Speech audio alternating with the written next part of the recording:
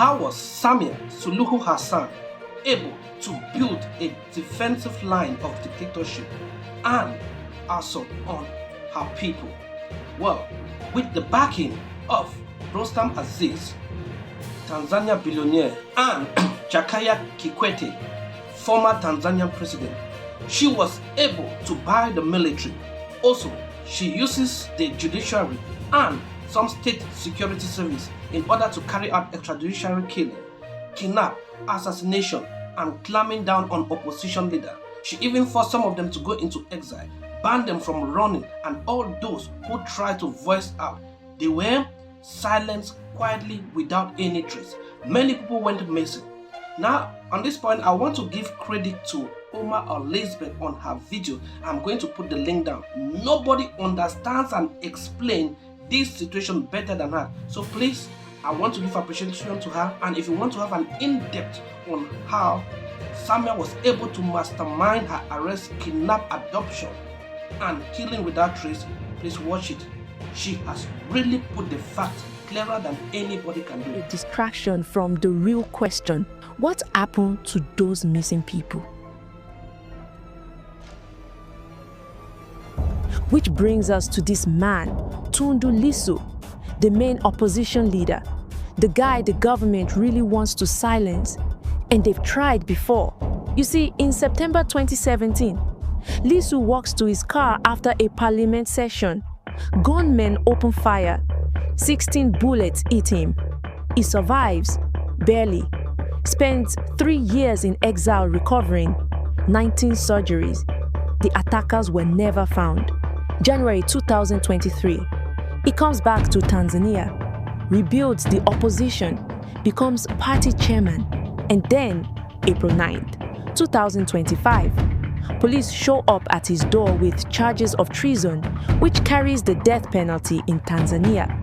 His crime: giving a speech calling for electoral reforms. That's it. He said the election system needs fixing. They scheduled his trial, then postponed it. Scheduled again, postponed again. This has happened 5 times now. You know why? Because the trial isn't the point. Keeping him locked up is the point. Can't have the main opposition leader free during an election. In the heart of Africa, a nation once brimming with democratic promises now trembles under the weight of repression. Tanzania, a land of resilience and revolution, is witnessing a new chapter, one written not by the people but by power. They say power corrupts and absolute power corrupts absolutely. What a man can do, a woman can do when it comes to certain aspect, and it is within the ambit of this aspect that we would be dedicating this video, looking at Tanzania Dictator, how she rose to power and gained prominence. When Samia Suluhu Hassan became Tanzania's first female president in 2021, the world applauded. She was seen as a symbol of progress, a soft-spoken leader rising from the Zanzibar's humble corridors to the highest office in the land. But beneath the calm exterior, a storm was brewing.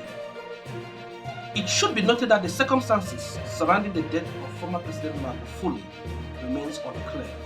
Magufuli was very outspoken. He was against Western imperialism and tyranny.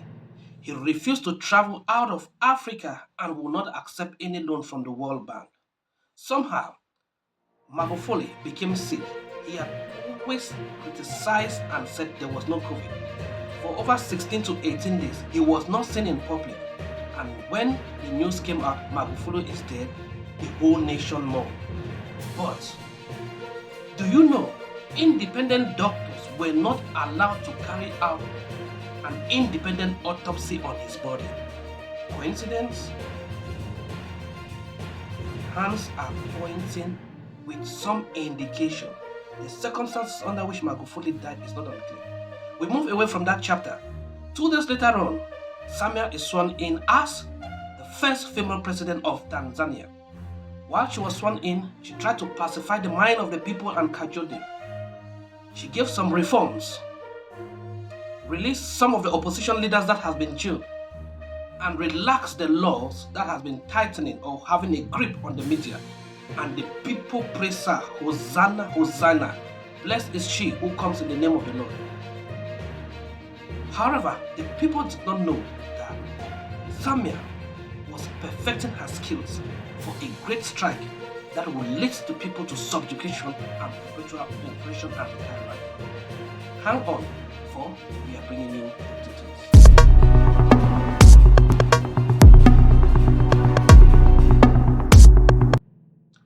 Less than 6 months into her presidency, cartoonists depicted her in military garb, labeled Dictators. Opposition leaders were jailed, critics were silenced, election was manipulated, the dream of reform faded into a nightmare of horror and control. But Samia didn't rise alone. Behind her accent stood Jakaya Kikwete, Tanzania's former president, a seasoned political figure who helped shape the ruling party's machinery. And beside him, Rostam Aziz, a billionaire tycoon and long-time CCM insider. Together, they formed a quiet alliance. Money, legacy, and ambition converging in order to protect the status quo. At this point in time, Tanzanian President Samia faced a dilemma. Focus on the vision, alleviate the plight of the people, get their support, and be approved, or focus on the billionaire and tycoons that help propagate the machinery of corruption, subjugation, and tyranny, get their backing, remain in power irrespective of the democratic outcome. She chooses the latter. She rejected the people for the billionaire that matters in politics, and today her country is in chaos. Freedom House labels Tanzania not free. Gen Z, TikTok fueled, Kenya inspired, channels 2024's rage. Hashtag Samia must go trends. Barricades rise. By dawn, October 30th, curfews slam down. Internet blackouts. Army Chief Jacob Mukunda brands them criminals. But here's where everything changes.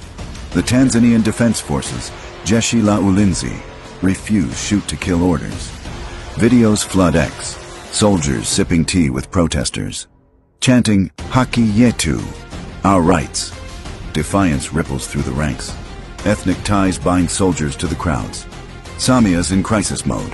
Her own military won't fire on citizens, so she picks up the phone. Calls Kampala. Within 24 hours, Lieutenant Colonel Nsaju's crew, 300 strong, slips across Lake Victoria. No UPDF uniforms, no flags. Unmarked ghosts in civilian clothes. $1,500 per man for 90 days of repression work. They fan out across Dar es Salaam. Morogoro checkpoints. English commands pierce the Swahili streets. Freeze! Down! Locals immediately notice. Hawa ni wa Uganda. Hawatambui Kiswahili. These are Ugandans. They don't understand Swahili. Viral clips spread. A mercenary fumbling to haggle for mandazi. Fried dough. Exposed mid-raid because he can't speak the language. In 72 hours, opposition groups tally 700 dead. The UN...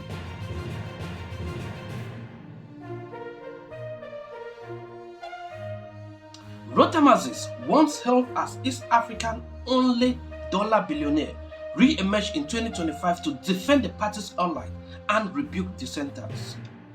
His influence, both economic and political, helped shield Summers from accountability. Meanwhile, Kikwete's legacy ensured that CCM grips on power remained unchallenged. But the people are rising. From Dar es Salaam to Arusha, protests erupt.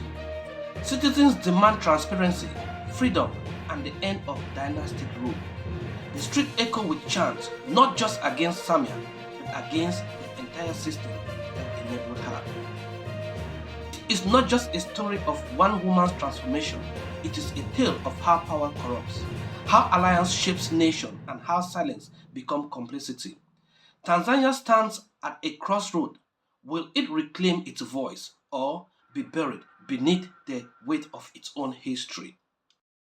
Subscribe for more dives into global politics. Share your thoughts, and remember, every dictatorship begins with an applause.